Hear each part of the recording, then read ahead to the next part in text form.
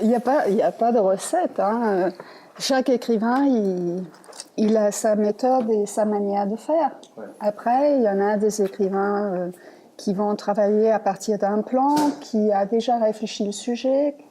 Là, je dirais qu'il y a une grande majorité d'écrivains aujourd'hui qui travaillent à partir des fiches.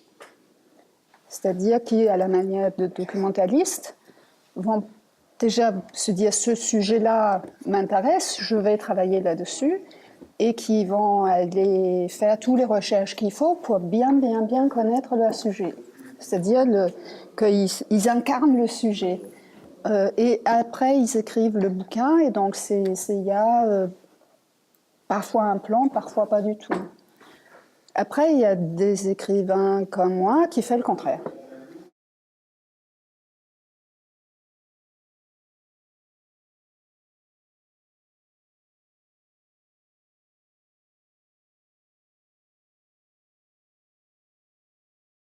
Je m'appelle Pia Petersen, je suis écrivain depuis mon enfance. Je suis d'origine danoise. J'ai quitté l'école à l'âge de 14 ans pour partir en Grèce parce que j'aimais pas l'école, j'aimais pas l'établissement, j'aimais pas l'académie, j'aimais rien. Je voulais découvrir la vie comme ça, et c'est ce que j'ai fait. Et puis un jour, je me suis rendu compte qu'il fallait revenir canaliser tout ce que j'avais appris, hein, parce qu'on apprend tout le temps. Et je suis partie en France et j'ai commencé à apprendre le français avec un dictionnaire et beaucoup de volonté. Et maintenant, je suis un écrivain français, mais avec un passeport danois. J'avais appris donc le français sur le tas quand je suis arrivée en France. Je devais avoir une vingtaine d'années. Et c'était compliqué parce que je voulais étudier la philosophie. Je ne savais pas ce que c'était, mais je voulais l'étudier. Et donc j'ai pris un roman et puis un dictionnaire. Et j'ai appris des mots sur toutes les pages par cœur. Et puis petit à petit, quand je sortais dans la rue, je reconnaissais certains mots. Et puis d'autres. Et puis je commençais à faire les rapports entre les mots que j'entendais et les mots que je lisais. Et ça me permettait petit à petit à construire des phrases ou des choses comme ça et pouvoir commencer à parler un petit peu en français.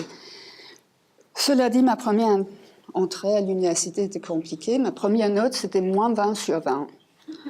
Elle ne savait pas que je n'étais pas française. Alors du coup, elle m'a vraiment pas ratée. Elle m'a dit que ma place était sans doute dans un asile psychiatrique. Et j'étais allée la voir après, j'étais un peu inquiète. Après, elle a mieux compris, mais comme elle ne savait pas, évidemment, ce que j'avais écrit, ça faisait absolument pas sens. Donc, je suis partie de là. Ça a été beaucoup de contraintes. À l'université, il y avait une bonne moitié qui trouvait que j'étais à ma place, qu'il n'y avait pas de raison, mais il y avait l'autre moitié qui pensait que je n'étais pas à ma place, une Danoise en philosophie et qui ne comprend pas le français, dehors. On voulait me mettre dehors. Cela dit, j'ai pu aller jusqu'au bout et après j'ai travaillé un peu en librairie et tout ça, mais tout ça pour écrire. Tout ça, c'était un apprentissage pour écrire, puisque pour écrire, il fallait bien avoir quelque chose à dire. Hein, on n'écrit pas sur rien, on écrit sur quelque chose. Ou si on écrit quelque chose sur rien, il faudra que ce rien devienne quelque chose et on peut en faire de sorte que ce rien devienne quelque chose. C'est un côté un peu magique, l'écriture. Et voilà, j'ai commencé à écrire, mais évidemment, les premiers contacts avec les maisons d'édition étaient complexes parce que, étant danoise d'origine, ils se sont dit « Mon Dieu, mais comment est-ce qu'elle écrit ?» Puisque ce n'était pas académique, non pas que je ne peux pas écrire académiquement, je peux, mais ça ne m'intéresse pas.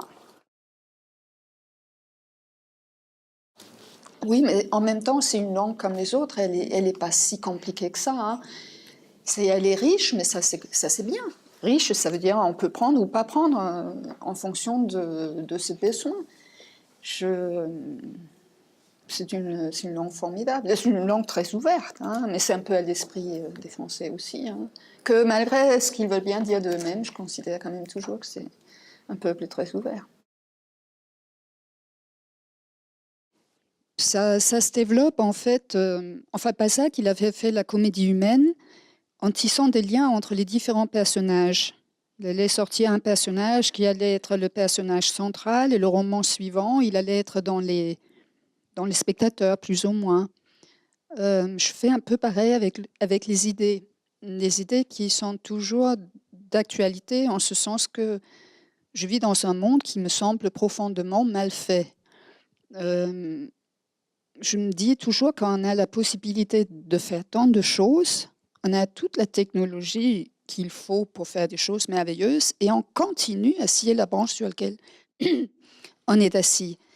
Et je ne comprends pas pourquoi. Alors, je prends sujet par sujet, je développe autour, tout en continuant à réfléchir sur l'ensemble. Donc, petit à petit, il y a comme ça un ensemble de questions qui se posent autour du monde dans lequel on vit aujourd'hui. Quand j'étais devenue enfant, j'avais fait des études de philosophie parce que en Scandinavie, la philosophie n'existe plus. Si vous vous posez des questions, vous vous interrogez sur le monde, sur les choses, sur le temps, sur la vie, ça ne fonctionne pas. On est un peu banni de la société. On ne se pose pas de questions dans le Nord. Donc, de venir en France et découvrir la philosophie et me rendre compte qu'on pouvait, de façon tout à fait légitime, se poser des questions, c'était comme un paradis qui s'ouvrait devant moi. C'était magnifique. La France est toujours parmi un des derniers pays au monde à enseigner la philosophie à l'école. C'est très important, surtout aujourd'hui. Mais alors, en philosophie, j'ai très vite compris qu'en fait, il ne fallait pas penser là non plus. On m'avait dit que je ne comprenais pas le texte comme je devais les comprendre. J'ai dit, qu'est-ce que ça veut dire comme je dois les comprendre? Je pensais qu'on était là pour comprendre les choses et développer des pensées à partir de là. Non, non, non, il ne faut pas penser. Vous apprenez la manière de comprendre le texte qu'on vous donne et puis c'est tout. Je dis, mais on est bien en philosophie. Et ça m'avait posé un gros problème, puisque d'abord, j'avais vécu sans ça toute ma vie, et puis après, j'arrive ici, je découvre que ça existe, et j'apprends que je ne dois pas penser en philosophie.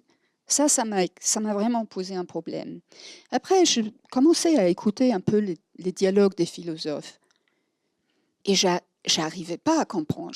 Pour comprendre une phrase d'un philosophe contemporain, il fallait quand même des heures et des heures et des heures de travail avec le dictionnaire pour bien décortiquer tous les concepts.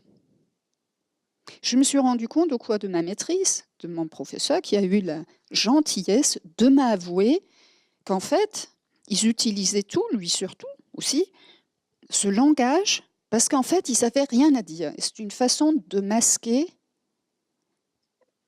tout ce qu'ils n'avaient. Ils n'avaient rien à dire. Donc, ils masquaient le fait de n'avoir rien à dire avec des mots très pompeux. Alors, je me suis dit, il faudrait pouvoir remettre au centre du monde le pouvoir s'interroger à la manière philosophique, c'est-à-dire au travers d'une certaine démarche où on essaie de détacher la pensée de soi-même, même que ce soit toujours attaché à soi-même, et essayer de le placer de façon à qu'on réfléchisse un peu malgré soi et de façon à pouvoir contourner le débat des concepts, de façon à pouvoir arriver à des vraies interrogations, pas simplifiées, mais avec des mots qui veulent dire quelque chose. Et ça m'a paru comme une évidence que le roman était vraiment parfait pour pouvoir placer comme ça dans les buissons des interrogations et qui permettraient en plus au lecteur de s'interroger, que ce ne soit pas que la personne qui écrit qui s'interroge. Le langage, ça sert à dire quelque chose à quelqu'un. Mais il faut des mots pour dire quelque chose à quelqu'un. Et c'est notre moyen d'expression. Enfin, il y a aussi le langage des signes.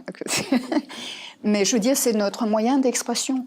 Donc, le plus performant est notre moyen d'expression, le plus on est capable de faire quelque chose. Et réinventer les mots, je dirais qu'il y a beaucoup à réinventer au niveau du langage. Qu'est-ce que vous en pensez, vous? Non, moi, j'ai grandi dans un milieu où on ne parlait pas, donc où on faisait plus, on parlait plus avec nos poings, quoi. On n'avait pas de langage. Mais oui, mais c'est justement, ça vous avez dû réfléchir pas mal là-dessus. J'ai quitté la cité où j'habitais avant. Bon, mes parents, ils sont installés en campagne après, puis je me suis fait. Puis ensuite, j'ai appris à parler avec les mots. Et donc vous êtes bien placé pour voir l'importance des mots. Parce que j'avais vu ça quand j'avais quitté le Danemark, donc c'est vraiment intéressant ce que vous dites. Parce que je m'étais rendu compte là-haut qu'avec ce système de principe de précaution, de sécurité à tout va, etc., un système trop structuré à la limite, ils avaient démantelé en quelque sorte le système scolaire. Parce que, ça y est, on a commencé des écoles ludiques où on n'apprenait rien. Donc on n'apprenait pas grand-chose en mots, ni en langage, ni en littérature, ni en philosophie. En fait, moi, je suis une page blanche. Hein, quand je suis arrivée en France, je savais rien de rien. Mais c'est vrai que les gens parlaient plus avec un langage corporel. Mais c'était très violent. Mais il y a beaucoup de violence gratuite là-haut. Très violent. C'est tout dans le corps parce qu'ils n'ont pas les mots. Et des gens frustrés. Mais alors, très frustrés puisqu'ils ne peuvent jamais dire ce qui est. Donc c'est vraiment intéressant. Ouais. Vous avez écrit un peu là-dessus? Quand j'étais petit, j'étais énervé, j'écrivais des mots violents. J'écrivais vraiment la haine, tout ce que j'avais en moi, je l'écrivais, et puis ça faisait un texte horrible, quoi, rempli de haine et de violence. Mais au moins, c'était plus en moi, c'était écrit, et puis j'enfermais le livre, puis je le rangeais. Mais ça, après, j'ai arrêté de le faire. Oui, mais en même temps, c'est bien, vous l'avez mis à distance, et puis c'est des choses que vous pouvez reprendre un jour et écrire vraiment, c'est-à-dire en n'étant pas vous-même impliqué là-dedans. La distance, elle sera toujours importante. Parce que là, c'est quand ça devient une matière. Comment ça? C'est-à-dire que ce qu'on vit quotidiennement, même le fait d'aller chez le boulanger, comme je l'ai dit tout à l'heure, tout ce qu'on fait, c'est une matière. Tout ce qu'on vit, c'est une matière. C'est une matière qui se travaille, qui se manipule, un peu comme une sculpture. Van Gogh, par exemple, le peintre, lui, il se regardait, il n'avait pas d'argent pour payer un modèle, donc il se regardait dans le miroir, il faisait des autoportraits parce qu'il était trop pauvre pour payer le modèle. Et donc ce qu'il regardait dans le miroir, c'était pas lui, c'était lui en tant que matière. Donc il pouvait s'exploiter en tant que matière, donc il avait coupé la connexion à lui-même. Et en devenant autre, alors évidemment c'est un peu schizophrène parce qu'on ne peut pas ne pas être soi du tout, mais en devenant autre, il était capable de se travailler en tant que matière et faire sortir tout ça et en faire de l'art. C'est vrai qu'aujourd'hui, quand on dit écriture et roman, on ne parle plus trop art. Mais en fait, c'est un art. C'est même un des arts, probablement, un grand art, parce qu'elle englobe tous les arts, d'une certaine manière. Si vous écrivez, vous faites un truc comme ça en vous disant « je veux arriver à épater un tel » ou « arriver à un truc machin », vous ne ferez pas forcément ce que vous avez le désir de faire réellement. Ce qui est important, c'est le désir de faire ce que vous voulez faire vraiment et partir à partir de là. Alors, ça peut ne pas être approuvé tout de suite par l'environnement, mais on ne peut pas se changer de fond en comble comme ça. Si vous avez quelque chose de fort dans votre nature, vous l'aurez toujours. Donc, c'est de bien se connaître et de pouvoir utiliser ce qu'on a et faire mieux avec. D'où l'importance de faire quelque chose qui vous plaise d'abord à vous-même et non pas au prof. Si c'est bien fait, même si le prof n'aime pas, il est obligé d'accepter. Vous allez déposer des papiers pour une exposition, pareil. Peut-être les galeristes n'ont pas aimé, mais si vous savez, c'est vraiment un bon boulot, vous avez été au bout de ce que vous vouliez faire, il le prend quand même. Parce que même s'il n'adhère pas totalement, c'est quand même un truc qui se pose vraiment. La question n'est pas d'être forcément aimé. Ce qu'on fait, il faut que ça soit bien fait. Mais il faut que vous soyez vraiment à la base de ça. Parce que les profs, les éditeurs, moi, mes profs à moi, maintenant, c'est les éditeurs. C'est dire que ce n'est pas la joie tous les jours. Hein. Ils ne sont pas forcément... Ils sont là, ils m'assomment avec leurs grandes théories et tout ça. Ah, j'en prends des théories dans la figure tous les jours. Mais ils n'ont pas forcément la compétence à vous parler de théorie, puisqu'ils ne le créent pas eux-mêmes déjà. C'est bien d'avoir un regard critique sur ceux qui nous expliquent la vérité. Ceux qui expliquent la vérité doivent être interrogés tout le temps. Et donc, pour les interroger, il faut savoir interroger les choses. Parce que vous amenez un prof qui vous dit blablabla, vous n'êtes pas, vous avez étudié la question déjà, vous n'êtes pas spécialement d'accord avec ça. La meilleure chose à faire toujours, c'est de lui poser une question. C'est-à-dire, là, vous avez envie de lui dire qu'il se trompe. Si vous lui dites frontalement il se trompe, il va se braquer, il va vous assommer avec plein de mots et vous allez ramer pour y rattraper le truc. Vous prenez cette même contestation-là et vous le transformez en interrogation. Il est obligé de réfléchir, il est obligé de prendre en compte ce que vous dites, il est obligé de répondre, mais en étant critique vis-à-vis de ce qu'il dit lui-même. Des fois, je ne dis pas que ça ne rend pas agressif, ça peut rendre agressif. Mais en même temps, on est là pour s'amuser. Hein. Je vous dis, dans la vie, il faut s'amuser. Par exemple, ça peut provoquer des situations très amusantes. Hein. Mais c'est quand même assez important, ouais, que vous soyez sûr que c'est vous qui êtes à la base. Et vous pouvez créer la forme que vous voulez, mais il n'y a pas de forme ultime.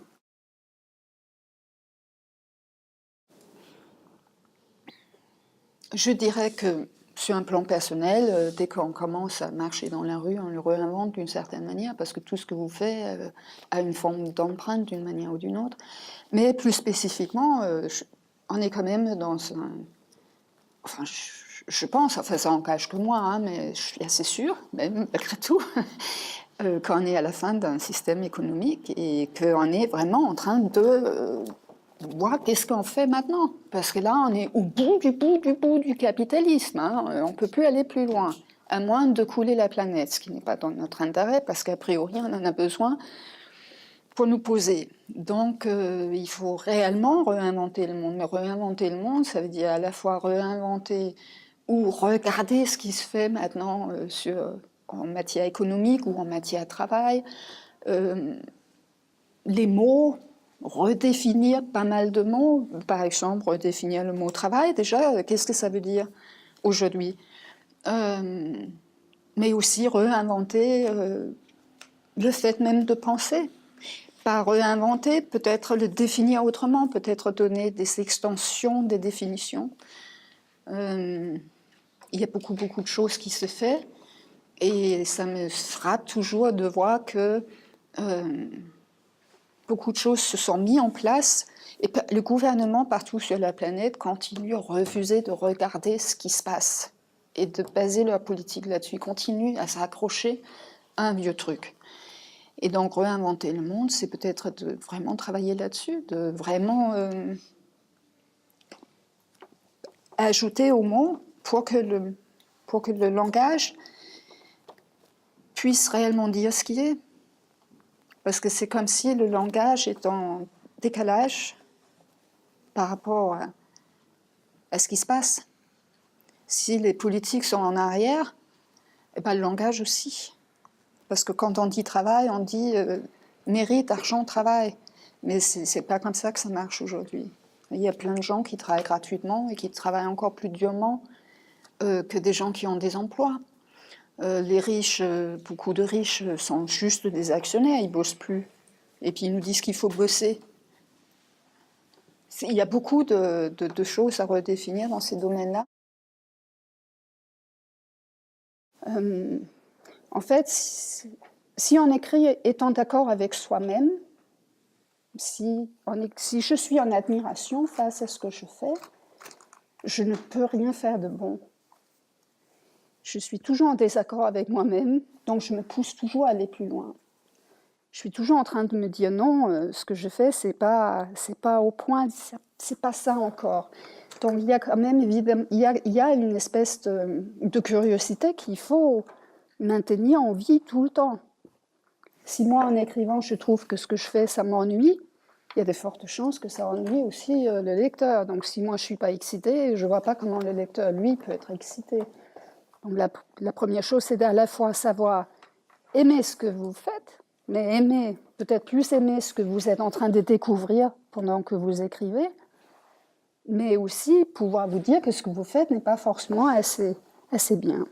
Maintenant, il y a une grande différence entre quand vous laissez les autres juger votre travail et quand vous-même vous jugez votre travail. Évidemment, enfin d'après moi, c'est donc pas une évidence, mais pour moi c'est une évidence. Quand vous êtes vous-même votre propre esprit critique et vous savez juger ce que vous faites, vous êtes moins vulnérable face aux autres qui vous jugent. Et je pense qu'aujourd'hui, c'est important, puisqu'aujourd'hui, tout le monde juge tout le monde au quart de tour. Donc, il faut vraiment être soi-même capable de gérer ça. La seule manière où vous pouvez réellement donner le meilleur de vous, c'est que vous êtes vous-même votre propre esprit critique. Donc, vous pouvez utiliser les critiques des autres ou pas. Vous serez en mesure de pouvoir faire le choix.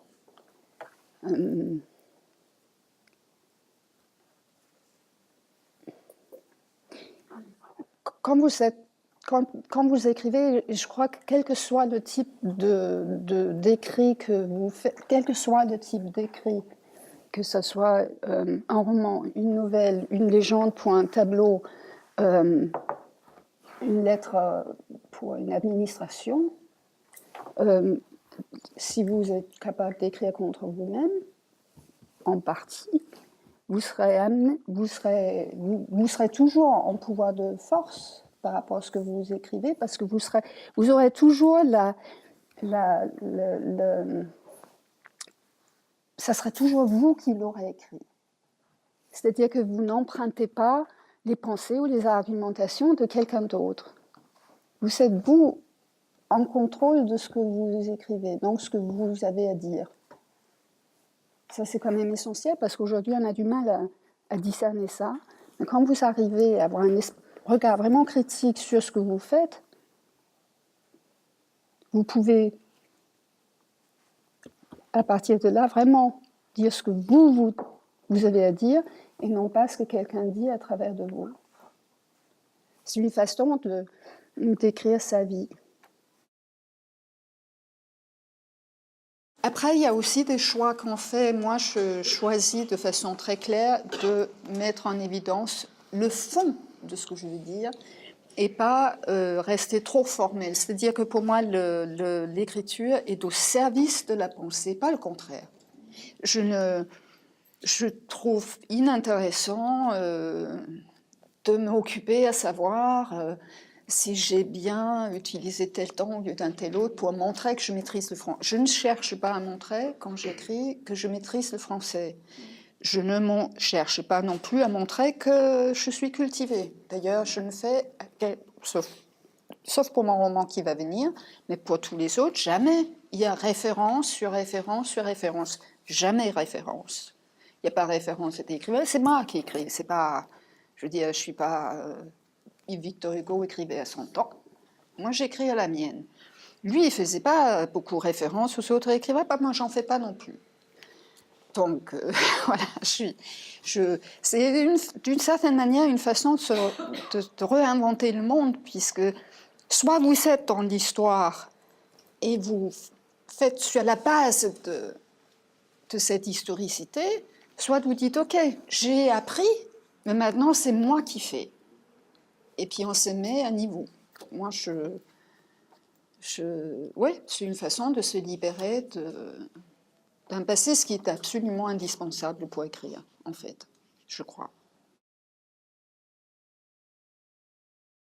Alors, s'il y a une chose que j'ai vraiment apprise au cours de ma vie d'écrivain, c'est de faire confiance au stylo. Parce qu'en fait, on n'a pas le moindre idée de quelque chose à écrire, mais on prend une feuille, un stylo, et on regarde, et on reste là. Et pas ça vient. Si ça vient pas, vous écrivez des mots. Après, ça vient pas forcément. Là, vous dites oui, mais je peux aussi décrire la lampe, et puis vous commencez à décrire. Et puis subitement, ça commence. Et là, il faut pas lâcher le stylo. Il faut toujours garder le stylo à la main.